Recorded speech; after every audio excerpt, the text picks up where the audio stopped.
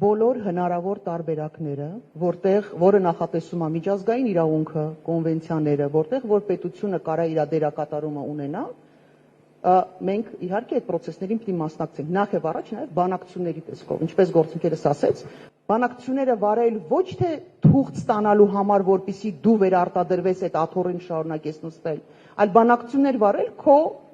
շահերի, իրավունքների, եթե կուզեք երազանքների, իղձերի նպատակների, ժողովրդի նպատակներին հասնելու համար։ Մնացած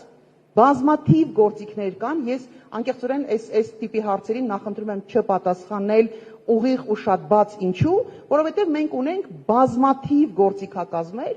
Սփյուռք ունենք, էլի շատ կառույցներ, հետաքրքիր հնարավորություններ ունենք, որոնք մենք բոլորը պիտի օգտագործենք, այն ինչ որ չի հակասում միջազգային, բխում է միջազգային նորմերից։ Բոլոր հնարավոր տարբերակները, որովհետև որևէ ժողովուրդ, որևէ